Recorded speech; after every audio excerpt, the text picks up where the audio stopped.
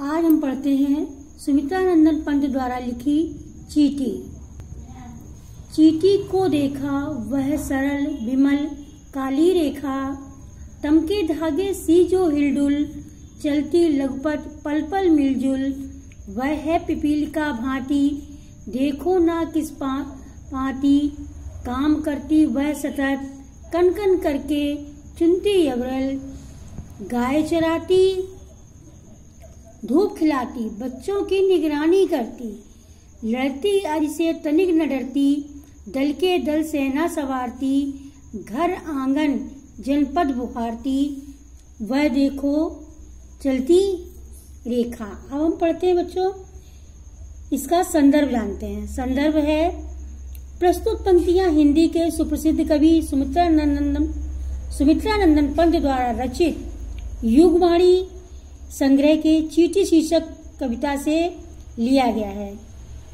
प्रसंग है, इस अवतरण में कवि ने चींटी जैसे लघु प्राणी को कर्मठता पर प्रकाश डाला। यहाँ पर व्याख्या करते हुए कवि कहता है कि क्या तुमने कभी चींटी को ध्यानपूर्वक देखा है? वह सीधी पतली काली सी रेखा है जो काले धागे के समान प्रतीत होती है और अपने छोटे पैरों के द्वारा पृथ्वी पर मिलती जुलती हिलती डुलती चलती रहती है।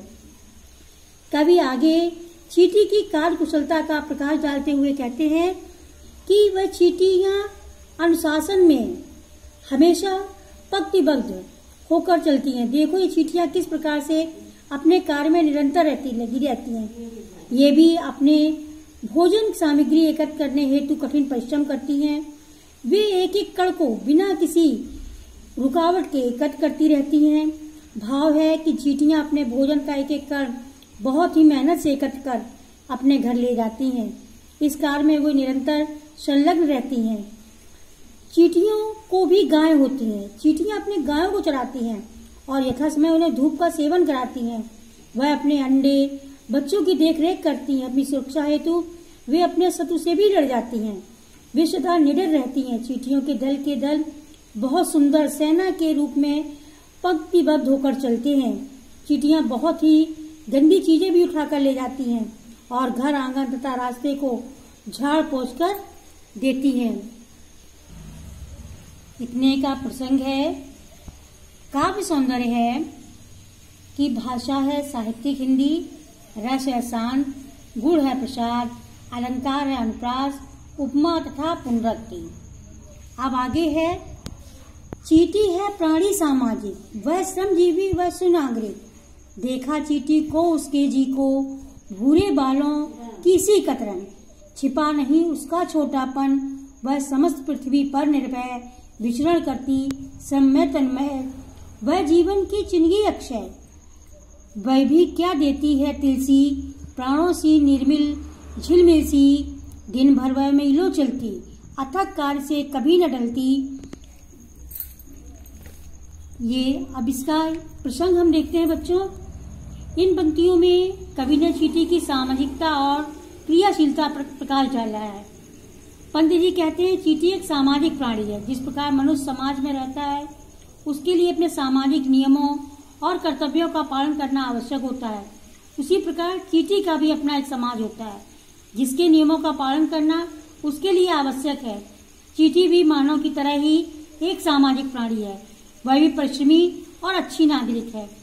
कवि कहता है तुमने कभी चींटी को देखा है?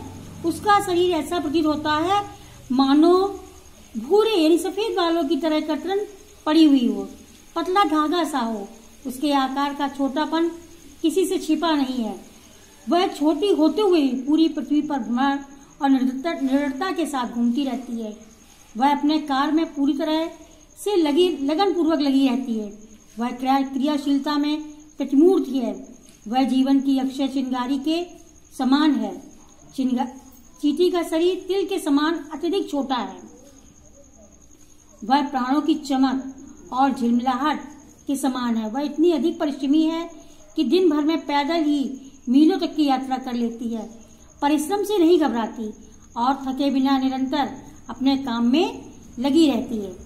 यहाँ काव्यगत सौंदर्य में कवि ने कहा है कि यहाँ चींटी का उदाहरण देखकर मानव को प्रेरित किया गया है और उसकी निरंतरता और अपना कर्तव्य रहते रहने की शिक्षा दी है। कवि ने यहाँ परिश्रम के महत्व को भी समझाया, सामाजिकता को एक बहुत बड़े सामूहिक बल के रूप में प्रस्तुत किया। भाषा है साहित्यिक खड़ी बोली, रस है शांत, गुण है प्रसाद, अलंकार है उपमा और अनुप्रास। ये हुआ चींटी का मूल अंक।